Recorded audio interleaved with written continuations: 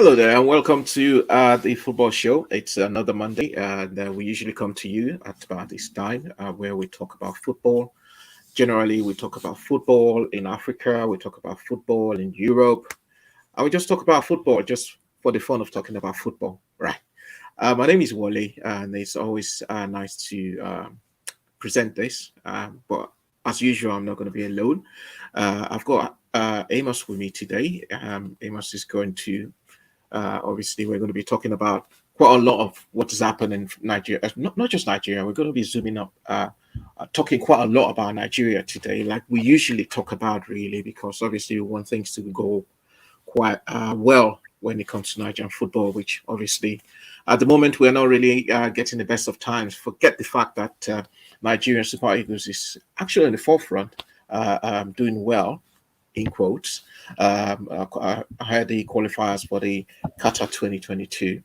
So we're going to be talking about that. We're going to be talking about some other beautiful things happening in Africa with regards to facilities development, not just what obtains in Europe, but we're also going to be talking about Africa. Amos is going to be joining me, and Amos is not alone, also joining me today. And I've got another special guest that is also going to be with us. We're going to be chatting quite a lot about this project. We're talking about Nigerian players. We're talking about those facilities I mentioned about, and the way forward generally for Nigerian football and African football, and what we should expect from our football administrators. Yeah, not just administrators. So I've got Amos with me. I'm a regular, and aside Amos, I also got David Doherty. David Doherty is the CEO of Team Nigeria UK. I'm sure you've heard about Team Nigeria UK, and they've been doing marvelously well, trying as much as possible to bring out the best of Nigeria in UK, not just in the UK, but the entire world. So, guys, welcome to the show today. And please, if you're watching the show for the first time, don't forget to subscribe to us. All right, just press that subscribe button. And if you like what we're doing, don't forget to give us a thumbs up. We usually come here every Monday at about this time. Amos, David, thank you for joining us again today. Yeah, Amos, the regular. It's good to be back on the show. Thank you very much for having me. Yeah, it's a big day for football globally. You know, we're currently having the Ballon d'Or going on right now at the moment. So a lot of eyes are fixated on who's going to win the Ballon d'Or, who's going to come tops, who will rule the world again. You know, it's 2021. We're edging towards 2022, and then there are lots of questions that have been asked. So, who should really be on the list? Who shouldn't win this? Who should win this? You know, we're talking about a whole lot of things, and then we'll now come down to Africa, which is our own, which we feel like we need to talk about our own more, just so we can see the desired change that we expect. You know. Yeah, David. You know, we've seen this Ballon d'Or. It's always been a titanic battle between Ronaldo and Messi in recent years. When I don't want to put you on the spot now to probably just give us who between the two of them is going to probably come out tops this year. But I want to ask you a question before we go deep into what we are going to be talking about today. When are we going to see another African player, be the top person for the Ballon d'Or? I know we've got. Do you mean from the angle? I know we've got Mo Salah at the moment. That's been obviously nominated. But when are we going to have it again? I think it's going to be a long one in terms of African players. Salah is doing very well. Mane also is doing the same thing. And also the goalkeeper, don't forget the Chelsea goalkeeper is also between the sticks as well. So really, Edward Mendy. So really, we're pushing forward. But I think the question we need to ask ourselves is, when will a Nigerian player be in the mix? Maybe Osimhen. Osimhen is the only hope we have. So maybe one day I mean, who knows if George Weah can do it. And he's got those qualities in him. He's got those passion in him. He wants to do everything. He's working hard. He knows what is in front of him. He has some target that he probably wants to, and also some records that he wants to break as an individual as well. So really, it's a big pressure on his shoulders, and I think he's the only hope coming out of Nigeria. But Africa, I think Mo Salah and Sane are really doing us proud as well. David, I want to take you on that, especially when you mentioned about Victor Osimhen being the only up coming out of Nigeria. I mean, this weekend we had quite a lot of Nigerian scorers, okay, in different leagues. Obviously, we had Emmanuel Dennis in the past 2 weeks have been excellent. You know, what he did against Man United and what he's done against Leicester, although they lost that game when they played Leicester. I'm talking about Watford. But we have players like that. We've got Chukwueze, who's doing brilliantly well with Villarreal, and so many others. Ndidi is also obviously with Leicester. Are we putting all our eggs in one basket now and thinking Osimhen is our golden boy and then he probably has to do it for us or nobody else? No, I think it's because I think he's the only young man that you would look at and say he's giving you 150% both at club level and at country level as well. So I don't think there's anyone. Even in Didi, he's not really the 150% that we normally see at Leicester. Again, in Super Eagles jersey, maybe it's because of the injury that actually slowed him down coming into that game, the last qualifiers that he attended. But because he has not played that much with Leicester before that qualifier, so really we're not getting that 150% from them. And the only person doing it for now, and he's Osimhen. And I think with time we will definitely going to see him in the Premier League doing even more better. Wow. Amos, are we going to see Osimhen? Who is going to break that over $70 million budget? I mean, we all know that Napoli, they are always playing hardball. I mean, if you know you want to get Osimhen, Osimhen will probably be worth about 100 or more than. Who in the Premier League is ready to pay that much for Osimhen? I think in another 1 year or two, whoever wants to get Victor Osimhen, if provided he continues with the way he's playing, provided he continues with his form, and let's pray that injury does not break his flow, because we know injury is most likely the only factor that can break that flow.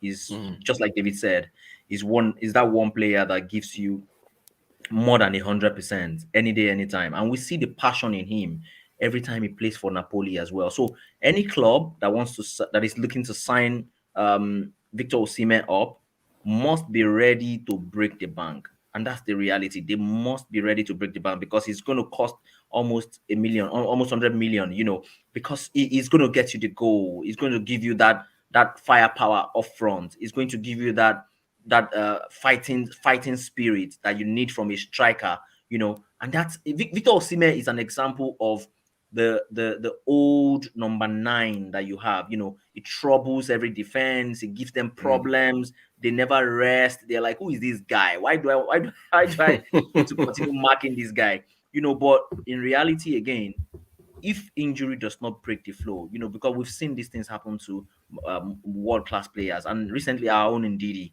we're still waiting for him to hit that form back. I was speaking with someone earlier today, and I told him, do you know Wilfred Ndidi? And he's like, oh yeah, he saw him, but he's not doing too much. I'm like, oh, I mean, you don't know Wilfred Ndidi, because if you knew Wilfred Ndidi last season, and before his injury, you would agree with me that he's that one player that we all talk about to say, oh, this is one of the best midfielders in the world. We've got those people, but the reality again is that who can, we have the like of Sadio Mane, Mo Salah. These guys are magicians, like Mo Salah is a magician. And unfortunately for us, we don't have that magician anymore. We used to have the likes of JJ Okocha, who we would even argue that why can't JJ be nominated for, despite the fact that he didn't win like AFCON, Africa Best, but we will still argue that JJ Okocha deserves to be on XYZ list. It deserves to be on the BBC list. It deserves to be on Ballon d'Or list, because we know the kind of magic that they were pulling off. it's not just being an ordinary player. It's not just being a professional footballer. It's beyond that. What can you do with the ball, without the ball, for your club, for your country? Today we're talking about Edward Mendy. Just look at the boy, fantastic, 29-year-old, but what he's doing is phenomenal. We see the kind of saves he pulls for Chelsea, how he has kept Chelsea in the game, the number of clean sheets he has kept, and then we begin to talk, but we can't say the same for our guys. And unfortunately, the only person that we can name today is Victor Osimhen.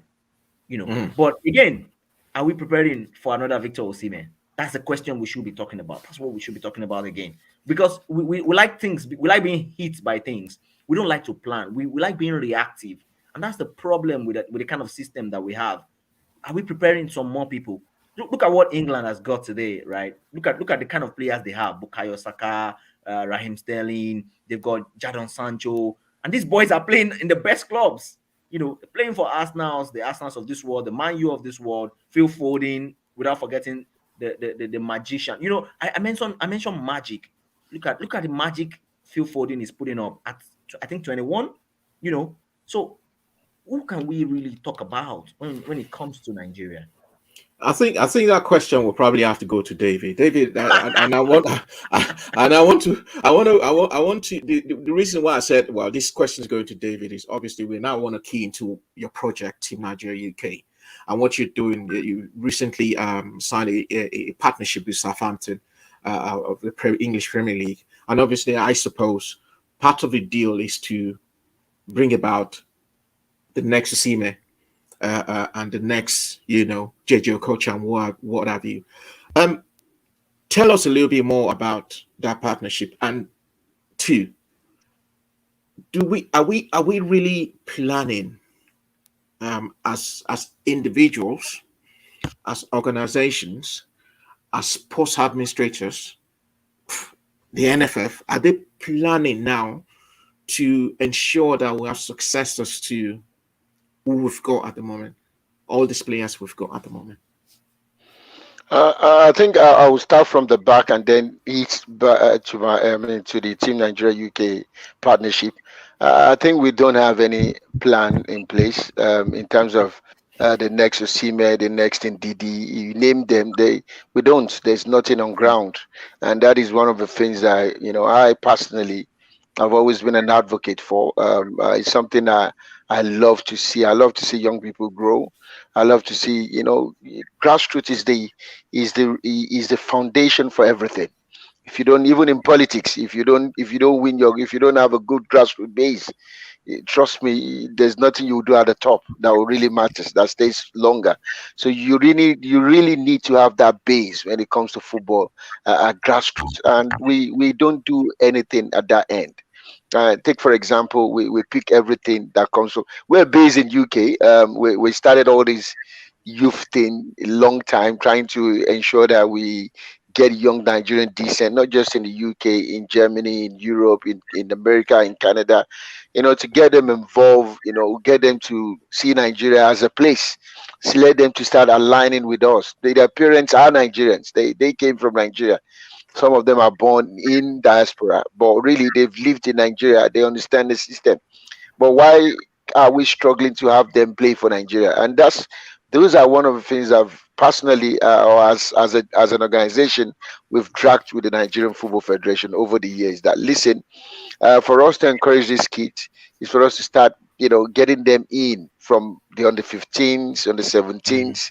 Let them get engaged. Start bringing them in. Don't let them see that the only time you want them is when you want to use them. Get them engaged at that youth level, so they will feel part of what we're doing. They will feel part of Nigeria. So, and at the same time, if you want to even make it sweet and better, include one or two or three in the final list of under 17 Nigeria. That's for that. Yeah, that's for that part. If you do one or two in there based on merits, the best leg, not based on an agent coming in to bring a child and then pay, and then you put him as a young Nigerian descent in diaspora, that is not going to work, because we understand all those things and we know those players. We know which ones are on merit and doing very well at the academy level. So we did all that with them, but really it wasn't forthcoming. The ones that we're seeing are not the real, the merited ones. They're just ones that probably maybe their parents themselves has gone through the back way to pay for their kids to play. So really his mind, it doesn't really encourage us as well. But really we never stop, at that end. At this stage, still at this moment, we still have a lot of young players of Nigerian descent wants to play. But the thing we say to them now is, please stay with England, stay with your club, keep doing what we are doing. If there's anything, if we see a change at the under 17 or under 15 that Nigeria is ready, then we will tell you to come in. Many of them wants to play for Nigeria. Why they're doing that is because they know they haven't got a chance to play in England or Germany, or in Spain or anywhere. So take for example the goalkeeper at Chelsea, their first choice goalkeeper at under 18, just turned 18 just last 3 weeks. Prince. So he wants to play for Nigeria. The dad is a proper Nigerian. The dad is a good friend of myself. So we had a long chat, about this. But I told him, listen, there's nothing happening now. Even at under 20, you would have fit in for the 20 because he's such a tall, young, without presence as a goalkeeper. But really, these are the things you don't see. How do you then tell these kids to play for Nigeria when we ourselves are not doing anything to encourage or to make, football, grassroots, a place where these kids can start from? And that brings me back to the local players. The local players is another big pain, because we see all these things. I'm not a novice when it comes to Nigerian football. Without COVID, I've always been in Nigeria 6-8 times a year. I'm always in Nigeria, so I know what is going on at grassroots. So, and that's why the pain is always from my end to see what we can do to support these kids. And that was how, the part of we trying to get Southampton into the mix really came to play. We've approached Chelsea. Chelsea would have been the choice, but most of these big clubs are so arrogant, because they're too big and all that. They think really they don't really want anything in Africa. Trust me, most of these clubs don't really want to do anything in Africa. Just pen it down. They don't. They prefer Asia and all that because they think there's some form of organization in there. Things are still being done in the right way. So, and these are the things we keep, saying that we need to start, putting things right in Nigeria because people are watching, people are seeing what is going on. We think they don't know. So the Southampton partnership is just a plus to what we've been doing. We've got a plan. We have our program that has been running in school. Like I said, it's a grassroots program for both public and private schools. Why do I say so? I went to a public school as well. But most of my team, most of them are born in the UK. I was the only one that is from Nigeria. Maybe one or two as well from Nigeria. But the rest, so the rest of the team are all Nigerian. They're all Nigerian descent. That are passionate about Nigeria as well. They want to see a change. So we all came together, I think about maybe 13, 14 years ago, that this is what we wanted to do. So we registered Team Nigeria UK, we registered Team Nigeria US, we registered as well in the US. We had a plan to have the Team TNUC CA is Team Nigeria Canada, which is going to come back now. It's going to get done now. And we've already had a chat and a meeting with a body there that we want to work with because I think IoT, we had a meeting and it's something that will pop out with the Eagle Striker thing, as something that we want to, since he's there and he's doing something around football, we can hand it over to him and, we all work together in that angle to try and encourage more Nigerian decent playing in Canada, Canadian citizens of Nigerian decent also be part of this. And it's not just about football. Football is our main focus, but now we've already opened doors to other sports as well, which I'm going to go into in a bit. The Southampton one is a plus. We've got a program running, which is Sports Edu Plus. It's a 3-phase program for schools, which is more of an after-school program. We're doing it with few of private schools in Nigeria. About 3 or 4, 5 will come on board pretty soon. Our team are on ground in Nigeria, various meetings week in, every day that we've been doing just to try and ensure that things are put in place. But the plan is to extend it to public school. Public school is where the talent is where Exactly. people that really can play the game are. But the problem we have with the struggle with the public school is that there's too much of protocols for you to get to the heart of what we're trying to do. Why do I say so? It's easy for us to walk through the independent school. One, they have the finances, they have the pitch, they have everything that is needed for us to start and not spending that much. Don't forget, all these things are done from our own pockets as a team. There isn't that any sponsors anywhere. So we put all our energy, all our resources into it. And one thing we also wanted to also make understandable is that Team Nigeria UK is registered in the UK as a charity. So anything we do is free. We don't really do anything that is financially, gain out of it. Profitable. But in Yeah. Nigeria is more of a business. Team Nigeria International is more of a business, registered as a business. But at the same time, we still have our charity arm in there, because in anything you're doing, sustainability is very, very important. So, and if you want to run a football, you must run it as much as you want to do and help people.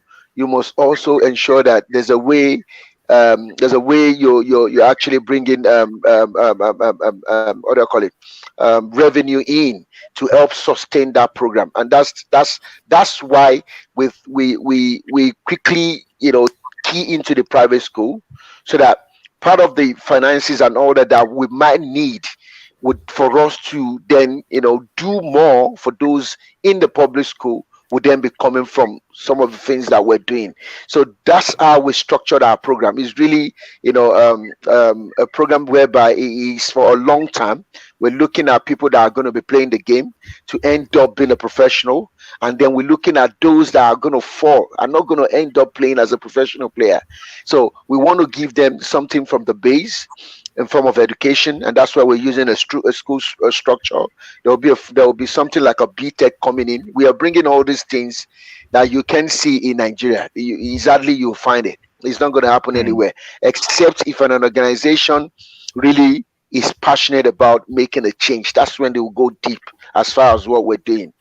Also, we're going to be having a partnership with the Swimming Federation in the UK. We're going to be having with the basketball one. So anything around coaching education, teachers in Nigeria that are teaching all those things, they will all get empowered so that they can go into their community and start, making an ends meet through what they've actually, acquired as a learning. So there's a lot that is coming in. We're not just staying in Nigeria only. Tomorrow, or maybe by the end of this week, we'll announce another big partnership in one African country, which is one of the biggest school in there, biggest. And then they will then open up. It's the same thing with Southampton. So we're actually driving Southampton into most of the African countries.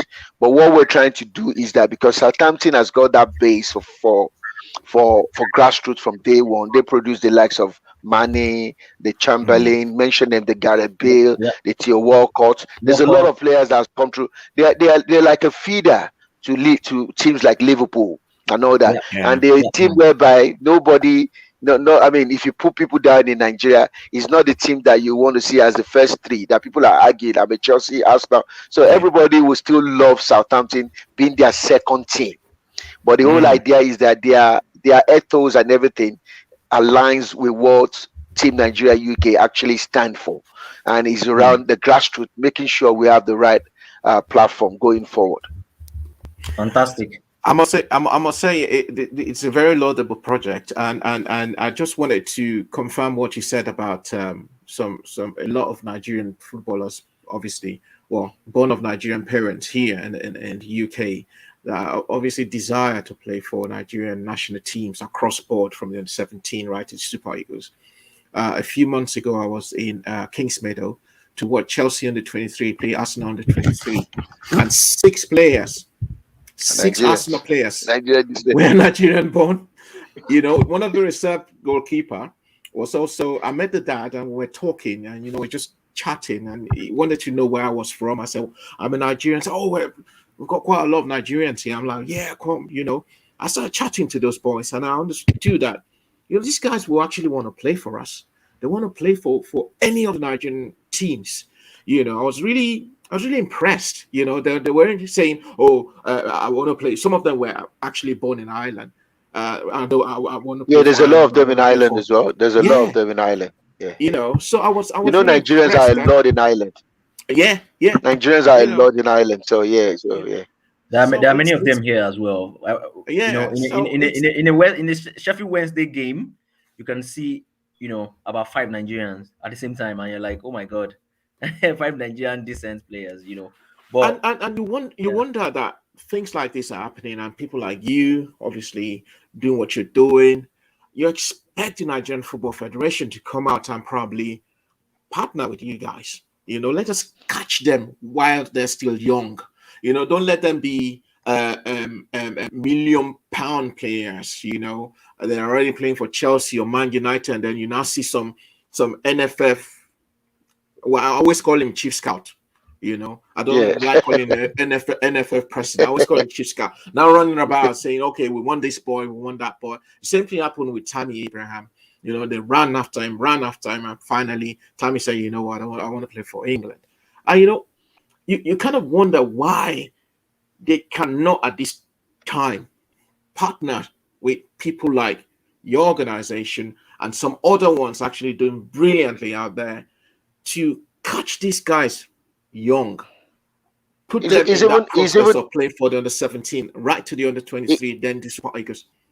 Is even beyond that. I think one thing we tend to understand with Nigerian Football Federation is that the people in there, I've known them for years. I know a lot of people that are working behind the scene for years, even while I was still playing football professionally in Nigeria. So I know them, and even the way out of football, I still see that. I mean, they're still in there, still working. So the system is really a dirty system. So now I'll take that away. When we brought the Nigerian decent over to Nigeria to play the Golden Eagle, the Osimes, that year, we made NFF to rethink and start the under 15 called the Future Eagles, that was being sponsored by Zenith Bank. If you remember, they have Future yeah, Eagles. yeah, Have you yeah, heard yeah, anything yeah. more about them? You didn't hear anything more about them. And then they were busy promoting the likes of Latif Obidiji, who I was in my head. I said, Latif is not even the most spectacular or the most talented young man. I was saying to them, stop promoting this young man alone. There's many of them. It may be because they have a relationship or know the dad, but this is a player that we know very well. We talk to him and it's all his parents as well. So what do I want to drag out of this is that we try to tell them that we're not a competitor. We're not competing with a Nigerian Football Federation. Maybe our name. We did that program. Don't forget, we did that program together with them. It wasn't Amaju then. It was the Secretary General Amadu. Musa Amadu Mr. was the Amadu. Secretary General then. Yeah, he was the one that actually made that program happen. And what the conditions was this. You'll be surprised what the conditions are. We gave them conditions that these kids have never been to Nigeria before. We're bringing them on our own, right, with our finances. So the only thing these kids paid for was their flights. And the flights, we had a partnership and a deal with British Airways. So British Airways allowed us to take those kids, and the prices was dropped for us. Really, it was about 1,000 plus per child. So they gave it to us about 750 per child. So a lot was taken out, and all our staffs were free. So we were given what do you call it, a Rebate. VIP, Yeah. a treatment for all this, yeah, to and fro to Nigeria. So they did all that for us for that. So the only thing, and it was even summertime. Flights are quite expensive during Expensive summertime when then, you're yeah. coming to Nigeria. And we flew directly. We took BA because they are flying directly to Abuja. And the plan was that we're not just doing that as a one-off.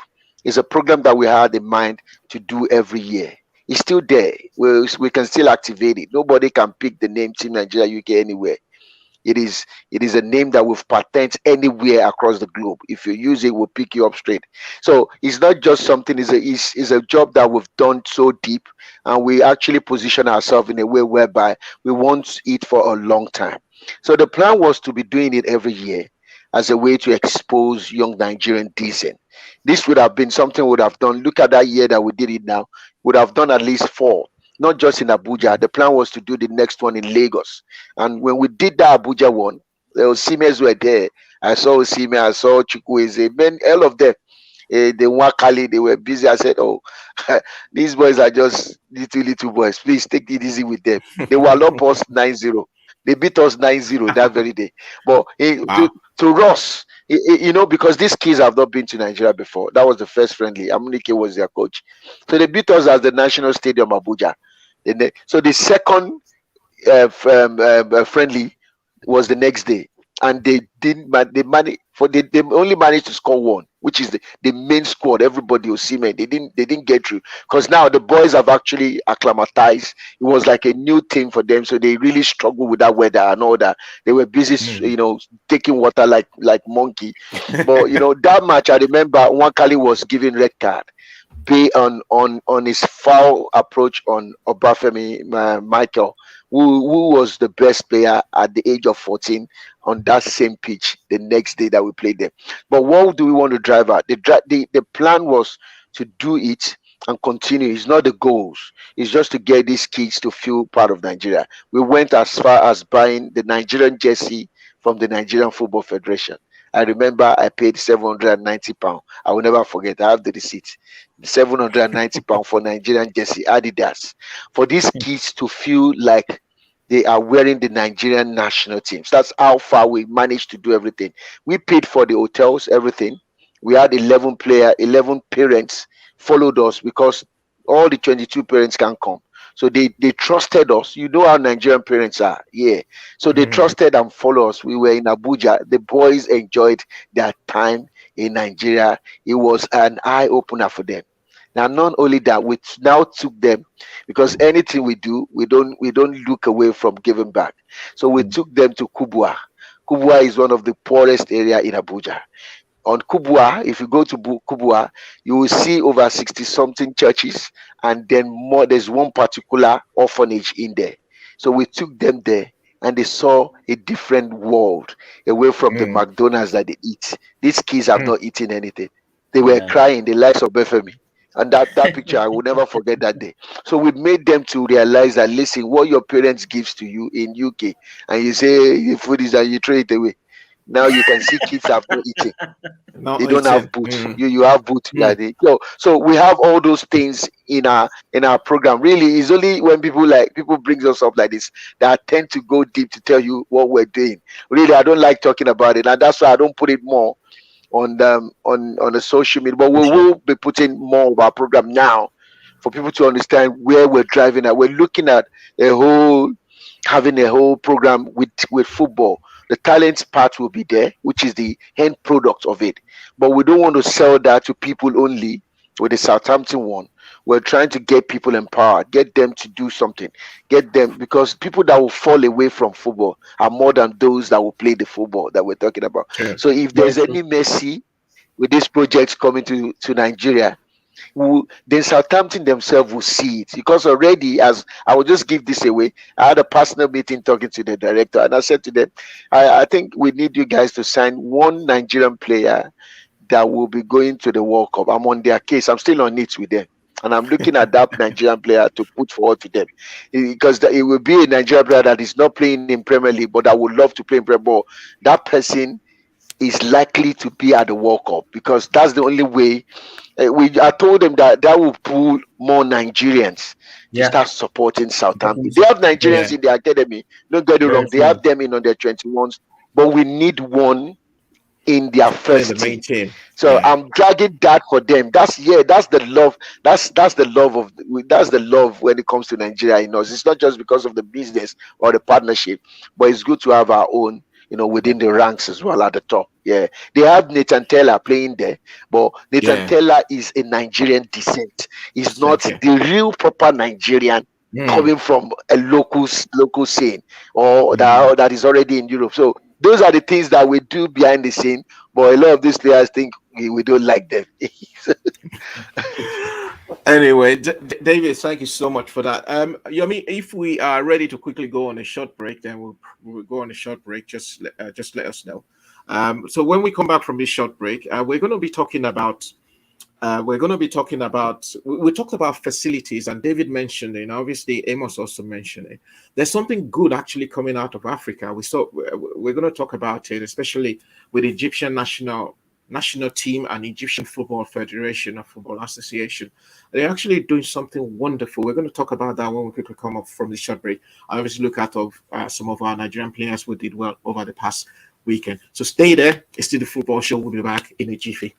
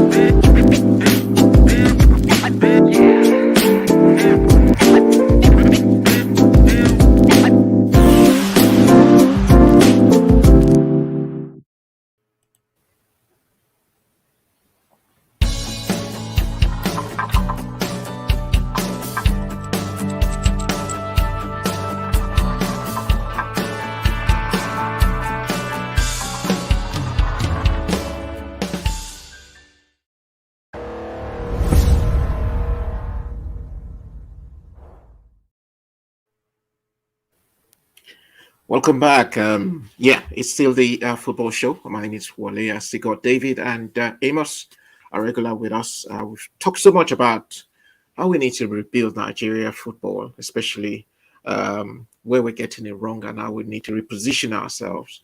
And especially what David has been doing with Team Nigeria UK, which is, like I said, is very laudable.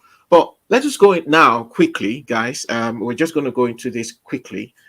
Just seek your opinion before we go into something else. So, Egyptian Football Association just started, and actually just commissioned their own version of St. George's. And if people do not know what St. George's is, it's just like their own headquarters. They've got the training facilities in there. They've got pitches in there. They've got the gym. They've got everything in there, and you can see that on the screen at the moment. And I looked at this Egyptian Football Association. They're already doing this something wonderful that's actually comparable to what is obtainable outside the shores of Africa, St. George's, and wherever. And I'm thinking about my dear old Nigeria, with all the money we devote into football, with all the money we make from FIFA, from CAF, and supposed money we made from Nike. Amos, let me start with you. Where is our own football headquarters? Where are our training facilities? A hotel. Oh boy! You took it out of my mouth. I was about to say the same thing. A hotel. Honestly, when you see things like this, what should we do? What should we do now, guys? Honestly, when you see things like this happening in other African countries, you begin to wonder: is it that they operate on a different level? The same thing goes for our league as well. You begin to ask questions. Why is it that these guys in Egypt are doing it differently? Why is it that these guys in Tunisia, Algeria, they are doing it differently and it's running superbly? Look at Ghana. They also have start times now. And you just ask, what exactly is going on? Why can't we just achieve these things? As big or as huge as these projects might be, it may not be that difficult to accomplish, really. Look at Egypt. Look at what they've done. Nigeria can do the same. There is nothing stopping us from achieving the same feat. It is just a share. It's a matter of determination and commitment to football development. When people talk about, oh, we're developing football, and I'm like, okay, how are you developing football? Because honestly, we've been talking the same thing in the last maybe 10 years, and nothing has changed. We just keep going to Nations Cup, going to AFCON. That's not development, really. That is not, that you're going to AFCON every now and then. It doesn't change anything. You're going to World Cup. It doesn't mean that your football is developing. and that we are still stuck where we are on the FIFA ranking, and we still come here and say we make noise and say we are developing football. People are putting in deliberate efforts towards developing the game from the grassroots. Okay, how is this going to, if we embark on this project, how is it going to impact on the number of talents that we're able to produce? How is it going to impact on our game? Look at the other day, we're reporting in the media that some of our players are holding parties. If they were camped at St. George's, can they host any party? It's some things are just out of this world when you think about them. But we all receive money from FIFA. We all receive money from our various governments, even though the NFA or NFF, whatever it is that they want to be called, they still do not agree that they get funding from the ministry and then they should be audited. That's another conversation for another day. But the monies that we get, what exactly do we use them for? Is it just for the Super Eagles? Is it just to prosecute the Super Eagles games? Is it just to fly players around? Is it just to pay their bonuses? We should be getting more than that. I remember there was a time FIFA started a FIFA Go project in Nigeria. And since then, I have not seen anything again. We're just getting here and there state governors trying to build one infrastructure like the Oyo State government just did. They refurbished their stadium. It's fantastic. But our own federation can actually deliver a very simple project. I'll call it a very simple project. Just partner, look for organizations that want to partner. I'm not going to, I don't want to mention one person because it's just one person that comes to mind. Aliko Dangote, there's Femi Otedola, there are these guys who are really interested in the game, but I'm sure the only reason why they've not really come on board is because they feel like they're going to be wasting their money. Every time they want, that's why people will say, "Oh, I want to go and buy Arsenal," instead of saying, "I want to buy Aimba." Yeah, because they feel like, let me not waste my money. Even the one they want to go and buy in England, they're not sure if they're going to make money, but they love it because their heart is there and they trust the system enough to be run in a very fair manner that they're going to see where their money is going into. But it is just unfortunate that we're not able to achieve things like this. I was speaking to a coach recently. He just joined a club in the NNL, and I told him, "See, I know recruiting players is very difficult for you." And the coach told me, "See, guys, I'm stuck with players from last season. They say they are from this part of the country, and they don't want me to chase them away. How can you be with same players for 10 years and you want to promote to the NNL?" And I say, "See, coach, if you cannot change too much, you can build a youth system that works for them. And if you do that for them, in the next 5 years, they are going to be grateful to you. If that's the only thing you can achieve, So we don't look at the holistic picture from in Nigeria, and that's the problem. We all look at what we want to achieve now. See, Egypt, if they will tell us how long that took us to achieve, But this administration doesn't want to start something that is going to be beneficial to the next administration, and that's how we think as Nigerians. And if you look at it, things like this have political undertone at the back of it, because they don't like leaving legacies. And I'm like, why don't you want to start something that is going to last for long, something that people are going to really remember you for? I'll just let David go on again from here. David, before you start, let me just mention that legacy, that Egyptian FA was the foundation stone was actually laid in 2016. David, quickly, in addition to what we're talking about in relation to it, 2015 Nigerian Football Federation secured partnership with Nike for our jerseys. Yeah, it was a 3.5-year deal worth $3.75 million. Plus an additional $500,000 bonus qualification for the World Cup. Then the results now, and it's on the screen. I said reportedly there were 3 million pre-orders before the release. 3 million jerseys. So if you sell each one of those jerseys at $85 a jersey, you'll be generating a revenue in excess of over $250 million. Where is that money, David?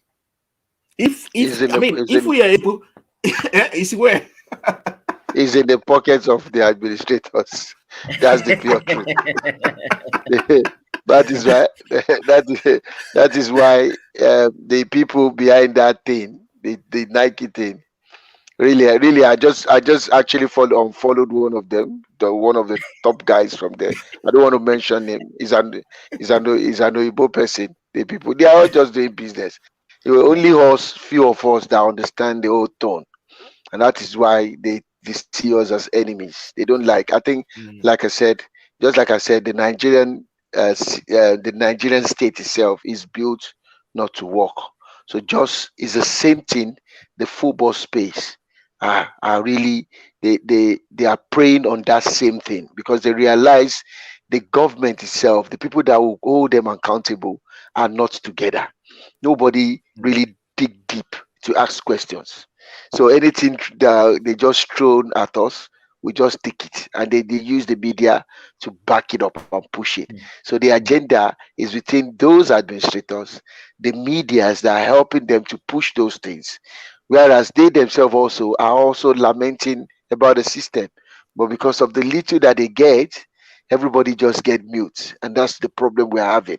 Not that we don't know what is right to do, but they just chose not to do it because nobody will hold them accountable. FIFA money is a lot of money that comes in every year. It's meant for few things: development of female football, building pitches and all that, and also supporting grassroots football, and maybe one or two things. Really, we haven't built nothing aside from the FIFA. This FIFA Go project that you mentioned is like carpet. Carpet is better than it. We built it long time ago, and then Yes. if you see the camp, there's a camp beside it. There's a camp before you enter FIFA Group project. They Yeah. put kids that come in for their open trials from the 17 in there. They don't have curtain. They use Asho, okay. They put it as a window, mosquito, bite this kid. So there's a lot that we are missing that is affecting us. Until we do those things, our football won't go anywhere. So, and I suppose with that kind of money, you have over $250 million in your account coming out just from jerseys. Just from jerseys. We're not even talking about Merchandise. FIFA Yeah, money yeah, or whatever, or what have you. yeah. You're able to build St. George's 10 times. That's Absolutely. the real. Definitely. We need to have a base. Nigerian Football Federation don't have in their agenda, is not part of what they want to do. Development is not there. They're just using the face of telling you they're doing anything. All they care about is the Super Eagles. And I'll give you an example. For this few about a month or two ago, we've had series of meetings. We had one of the telecoms, the biggest one. They were keeping us holding, say they will announce something, a partnership with some people. And before they told us, I knew the people that they want to announce partnership with.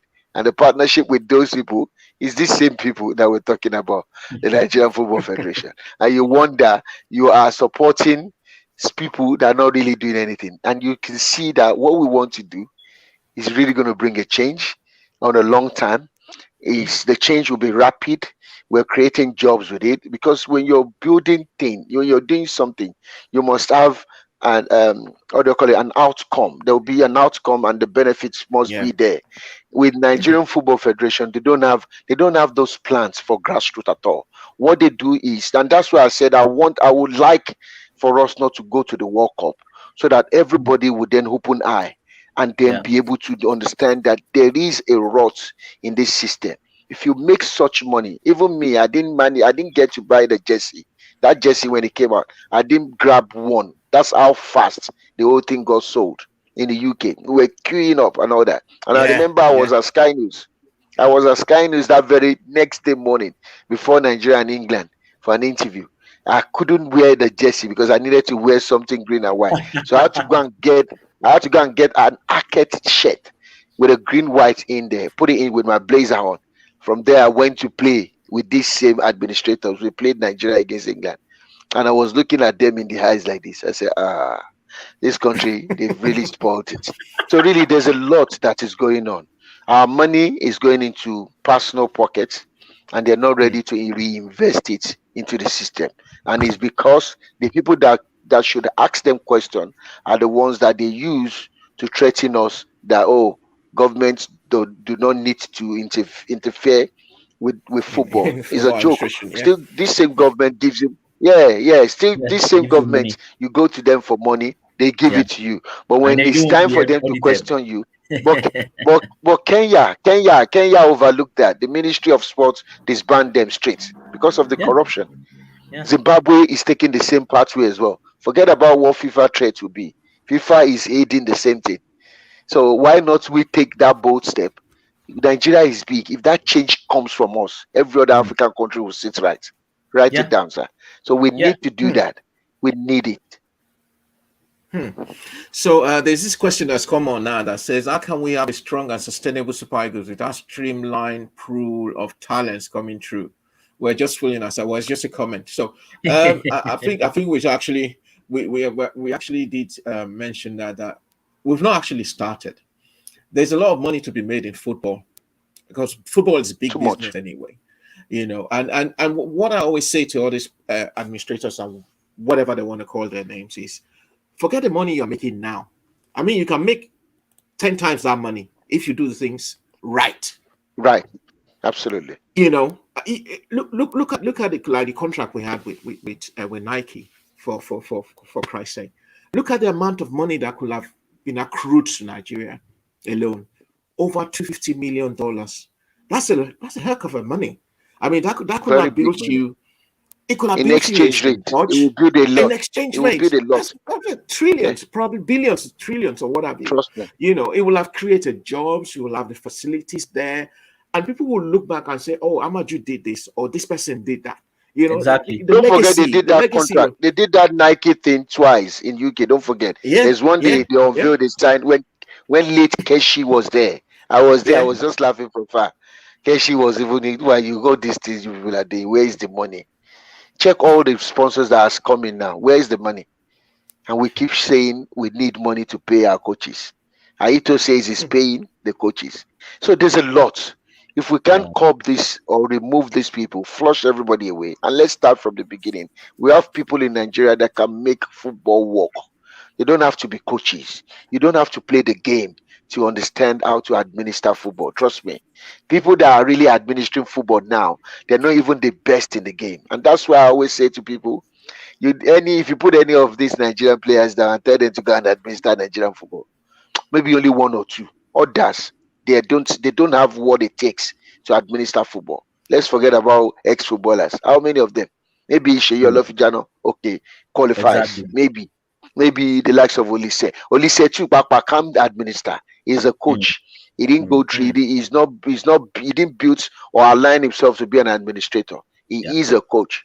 I hope you understand. Mm, So the likes of Emelalo can do that. I mean, They've yeah, done it, but they will never take the job. They won't yeah, because of the yeah. rot.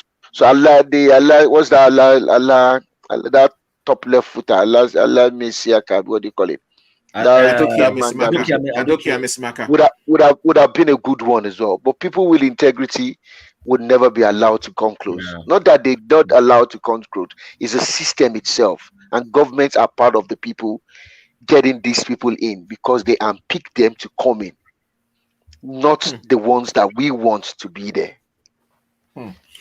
Very So as valid. we round up quickly, we want to look at our players that are done well this past weekend. So obviously the likes of Emmanuel Dennis, Chukwueze, Aribo, with the wonderful goal he scored against Livingston, This weekend. and all these boys are doing well. When they come to the Super Eagles, how come they suddenly develop the proverbial Mozupo?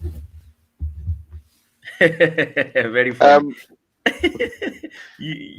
So I saw the goal by Chukwueze and I was like, oh my god, that was some good awareness. He made himself really aware, and then he saw that this is an opportunity for me, I have to take it, and then he went for it and then he scored. Beautiful goal. I think he's recovering from injury lately, so it's not been top up there, but he's got that talent. And look at Emmanuel Dennis, what he's been doing lately for Watford FC. When Ranieri came, I was like, oh my god, what's going to happen to Emmanuel Dennis? And Emmanuel Dennis has proven to be a part of his team, an integral part of his team, because going forward, look at the penalty he won against his own brother Wilfred Ndidi. Ndidi had to bring him down for that penalty, and he finally look at what the kind of goals he scored as well. And when you now look at it coming back home, because imagine you have a player like this, and then one coach is telling you he wants to go and bring somebody that has retired, that has forgotten about the Super Eagles, and then he's saying, and then you begin to wonder what exactly is going on. Are we okay at all? You start asking questions if we are okay, if nothing is wrong with us. We've got all these players doing well. They're playing fantastically well for their clubs, and we're happy and we're excited about it. We don't want them injured at any point in time because they are our best legs. But that is not to say. But I wish we could also say the same for our boys that are playing in Nigeria as well. But unfortunately, we have to still keep relying on the boys that are all abroad, and that's where our fate is. David, a quick word on those three players. I think, like you mentioned, they perform at club level. The two problems that we have still brings us back to the same thing: is the coach, the tactics, the way he set out to play, the way he uses these players, and then the administrators. They are also part of it. They're part of those that call players. Just before this show, I saw a news from the own goal that Victor Moses has come back. He's coming back. He is Yeah. doing very well. He's back. He's back already. They said he's in the list that Garnot, because Garnot has not officially been announced by the people that employed him that they've sacked him. They are still looking for money. But the money that they themselves when they were doing, they forget that one day this thing can daru. So Backfire. they went and put too much money on the clause. Now you are now looking, because this money they put is all between each other. So 1 billion for such Garnot, for we to give him to sack him, is a big problem. So these players are doing well in their clubs. Take for example Aribo. I talked to a player that is very close to him, and he said to me that Aribo is not that quick. He is always playing around the box and all that. That's why you see him score goals. Telling him to play deep in the middle, you are asking too much from him. And I will say, I will leave this with us. We need at least 2 or 3 local players in that Super Eagles for AFCON. African football is quite difficult for some of these Nigerian descent. They are still struggling. They will jam them. All these Ghana boys, Cameroon, they would hit them like tiger. It's like war. So we need few of these our local players that are still hungry, that they want that limelight, they want that stage. So they will overwork themselves for these European boys to now do the job. You see Osimhen, the way he plays, just to finally, he is still playing like somebody that just came to Europe yesterday. That's why you see him put heads in everything. With time, he's gonna change, but more refined and all that with time. But as it is now, we need such at least 3 or 4 injected based on merit. The best legs in that MPFL or anywhere else in that Nigeria must join this team to complete that team. For that power, we need that power, that ruggedness, to be proud. These players are there, but we just need to have a right system to get the best out of them.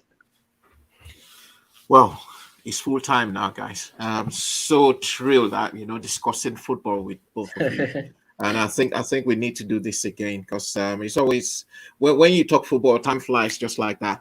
We need to do this again. David, thank you so much, David, for coming in to the show.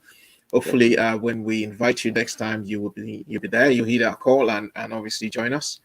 And obviously also Amos, thank you so much. Yeah, it's always a pleasure. Always talking football with you. Messi. Yet again. Okay, so Ballon d'Or, Lionel Messi again has done it. Hopefully, one day he will be Osimhen, just like David mentioned at the beginning. Absolutely. Thank you so much, everyone, for watching the show today. It's the football show. Just like I said, if you enjoyed what you've just seen, don't forget to give us a thumbs up and obviously subscribe to the show and tell someone about us. Okay, we're always here every Monday at about 8 o'clock. That's UK time. That's GMT, 9 o'clock in Nigeria. So that's it for us today. It's full time. My name is Wale. I remain that. And please join us next week as we talk more on the football show. Have a good night.